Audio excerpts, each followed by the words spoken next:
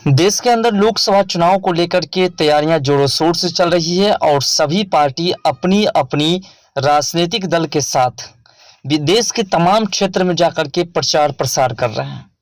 सभी जगहों पर जाकर के अपने प्रत्याशी के हेल्प करने में बड़े बड़े दिग्गज नेता लगे रहते हैं, जिसमें से हमारे देश के यशस्वी प्रधानमंत्री श्री नरेंद्र मोदी जी हैं और साथ साथ हमारे देश के गृह मंत्री श्री अमित शाह जी हैं।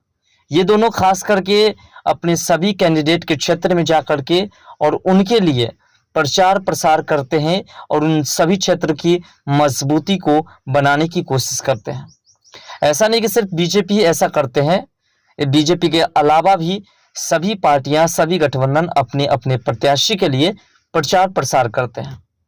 झंझारपुर लोकसभा में जनसभा को संबोधित करते हुए गृह मंत्री अमित शाह ने इंडी गठबंधन पर जमकर के हमला बोला है। उन्होंने कहा कि प्रधानमंत्री नरेंद्र मोदी को तीसरी बार प्रधानमंत्री बनाने का मतलब है बिहार में जातिवाद को खत्म करना और योग्यता के आधार पर राजनीति की शुरुआत करना। यानी कि जो पढ़े लिखे लोग होंगे वही अब राजनीतिक में एंट्री मार पाएंगे, खासकर बिहार की राजनीतिक में। ऐसा गृह मंत्री जी ने कहा है। पीएम मोदी की जीत निश्चित है, ऐसा होने वाला नहीं है, लेकिन अगर घमंडिया गठबंधन इंडी गठबंधन की जीत हुई तो प्रधानमंत्री कौन बनेगा, ये सबसे बड़ा प्रश्न उठा है। और आज के इस वीडियो में इस प्रश्न पर भी चर्चा करेंगे। प्रश्न पहले समझिए कि आखिर प्रश्न कौन कौन से हैं। क्या वे लालू यादव को प्रधानमंत्री बना सकते हैं? क्या स्टालिन या ममता बनर्जी इस देश को संभाल सकते हैं? क्या आप राहुल बाबा के बारे में सोच सकते हैं? क्योंकि देखिए, ये सभी जिनको विपक्षी पार्टियां, गठबंधन की पार्टियां जो है वो प्रधानमंत्री बनाना चाहते हैं। वहीं बेगूसराय में जो है चुनावी सभा को संबोधित करते हुए गृह मंत्री अमित शाह ने कहा कि मोदी परिवारवाद और जातिवाद से लड़ रहे हैं। तुष्टीकरण को समाप्त करने का काम मोदी जी ने किया है। कांग्रेस और लालू जी कहते थे कि गरीबी हटाओ, लेकिन गरीबी नहीं हटी। पिछले 10 साल में मोदी जी ने 80 करोड़ जनता को मुफ्त अनाज दिया है, 12 करोड़ से ज्यादा शौचालय बनाने का काम किया है। अमित शाह ने कहा कि कांग्रेस की सरकार थी तो सिर्फ आतंकी और नक्सली हमले लगातार होते थे। मोदी जी सरकार आई तो आतंकियों के घर में घुस करके मारने का काम किया गया। इंडिया गठबंधन बिहार को लालटेन युग में लाने जा रही थी, लेकिन बीजेपी ने लालटेन युग को समाप्त कर बिजली युग में लाया। गृह मंत्री अमित शाह ने कहा कि बिहार में नक्सलवाद से पीड़ित था लोग और सैकड़ों युवा मारे गए थे। मोदी जी ने नक्सलवाद और आतंकवाद का सफाया कर दिया। उन्होंने मोदी सरकार की उपलब्धियां गिनाई। उन्होंने कहा कि चारा चरने वाली सरकार जाने के बाद सीएम नीतीश कुमार और पीएम मोदी के नेतृत्व में काफी विकास हुआ है। मैं अपील करता हूं कि गिरिराज सिंह जी को वोट देने का मतलब है कि मोदी जी को तीसरी बार प्रधानमंत्री बनाना। इंडी गठबंधन के लोग कहते हैं कि 3 तलाक वापस लगाएं और 370 वापस लाएं। राहुल बाबा, जब तक भाजपा का एक भी कार्यकर्ता जिंदा है तब तक यह सपना पूरा नहीं होने दिया जाएगा। अमित शाह ने कहा कि इस बार 400 दीजिए, देश को दुनिया में नंबर 1 बनाने का काम हमारे देश के यशस्वी प्रधानमंत्री श्री नरेंद्र मोदी जी करेंगे। दरअसल बात है कि केंद्र सरकार के जिस प्रकार से कार्य हैं, जिस प्रकार से केंद्र सरकार ने देश के विकास के लिए काम किया है, उस काम को जनता भी मानती है और साथ साथ दुनिया भी उन काम के लिए हमारे देश के यशस्वी प्रधानमंत्री जी को सैल्यूट करते हैं। लेकिन हमारे देश की विपक्षी पार्टियां, खासकर जो इंडी गठबंधन की तमाम पार्टियां हैं, वे सभी हमारे देश के यशस्वी प्रधानमंत्री जी से जो है पूरी तरह से चिढ़ते हैं और उसे किसी भी तरीके से प्रधानमंत्री बनने देना नहीं चाहते हैं। लेकिन आपको बता दें कि जिस प्रकार से केंद्र सरकार ने कार्य किया है और जिस प्रकार से कार्य देश के अंदर हो रहे हैं, यह स्पष्ट है कि हमारा देश जो है एक विकसित देश बना है और आने वाले समय में हमारा देश जो होगा वो नंबर 1 देश बनेगा। अब प्रश्न ये है कि क्या इंडी गठबंधन अगर जीत जाती है तो फिर उसका प्रधानमंत्री कौन बनेगा।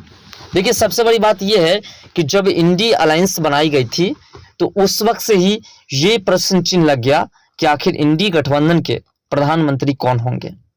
और इसी को लेकर के इंडी गठबंधन में कई ऐसी पार्टियां थी जिन्होंने इंडी गठबंधन के इस प्रश्न को सुन करके, इस प्रश्न से परेशान होकर के इंडी गठबंधन को छोड़ करके वापस जाना ही उचित समझा।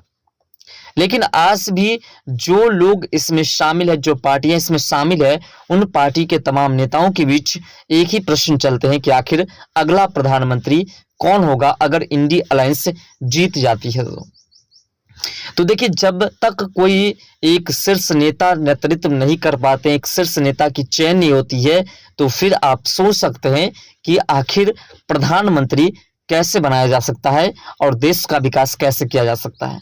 जब एक ही नेता निर्धारित करने में इतना समय लग जाए तो शायद विकास करने में कितना समय लगेगा आप सोच सकते हैं। अगर इसमें जीत होती है इंडिया अलायंस की, ऐसे तो जीत होने वाली नहीं है, और अगर जीत जाती भी है तो आप सोचिए लालू प्रसाद को प्रधानमंत्री बनाएंगे जो कि चारा चोरी के मामला में जेल जा चुके हैं, सजायाफ्ता मुजरिम है, और साथ साथ लालू प्रसाद के ऊपर लैंड फॉर जॉब स्कीम का मामला भी दर्ज है।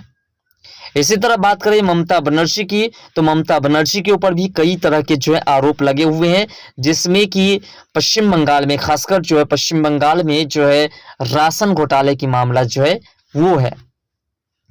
वही बात करें अगर प्रधानमंत्री के रूप में देखा जाए तो इसके अलावा जो है स्टॉलिन, तो स्टॉलिन के पीछे भी जो है ईडी और सीबीआई की रेड लगातार चल रही है। कुल मिलाकर के वो भी किसी न किसी आरोप में निश्चित रूप से पकड़े जाएंगे। तो कुल मिलाकर के ये भी प्रधानमंत्री बनने योग्य नेता नहीं हो सकते हैं। राहुल बाबा की बात करें तो उनको ये नहीं पता है कि आलू और सोना में क्या फर्क है, यानी कि वो एक मशीन में इधर से आलू डालेंगे और उधर से सोना निकलेगा। तो आप सोच सकते हैं कि वो देश को क्या देंगे और देश के लिए क्या करेंगे। तो कुल मिलाकर के इंडी अलायंस में ऐसे कोई कैंडिडेट नहीं दिखाई दे रहे हैं जो कि प्रधानमंत्री के हकदार हैं, और जिसे प्रधानमंत्री बना दिया जाए तो वह देश का विकास करेंगे। हाँ, ये जरूर हो सकता है कि देश के विकास के नाम पर देश को बेहतरीन तरीके से लूटा जाए, और देश को लूट करके जो आज हमारे देश ने पब्लिसिटी, आज हमारे देश ने जो नाम कमाया है, हमारे देश की जो आज दुनिया में पहचान बनी है, उस पहचान को मिटाया जा सकता है। ये हो सकता है। अब जनता के ऊपर ये निर्धारित की जाती है कि जनता आखिर किसे कंपोज करती है, और बीजेपी की सरकार बनाना चाहती है या फिर इंडी अलायंस की सरकार बनाना चाहती है। वही इंडी अलायंस जिसमें ये निर्धारित अभी तक नहीं हुआ है कि आखिर इंडी अलायंस के प्रधानमंत्री का कैंडिडेट कौन है। तो आप सोच सकते हैं कि देश के विकास के समय में यही प्रश्न उठेगा कि हम किसे प्रधानमंत्री बनाएं और कौन हमारे लिए बेहतर नेता होगा। फिलहाल हमारे देश के नेतृत्व में, हमारे देश के जो कार्य हो रहे हैं, हमारे देश के नेता, जो हमारे देश के यशस्वी प्रधानमंत्री जी है, उनके हिसाब से जो देश का विकास हो रहा है, उस विकास के बारे में आपका क्या सोचना है, और आपके हिसाब से इंडी अलायंस के प्रधानमंत्री के रूप में सबसे बेहतर चेहरा कौन हो सकता है, अपना राय कमेंट सेक्शन में जरूर दीजिएगा।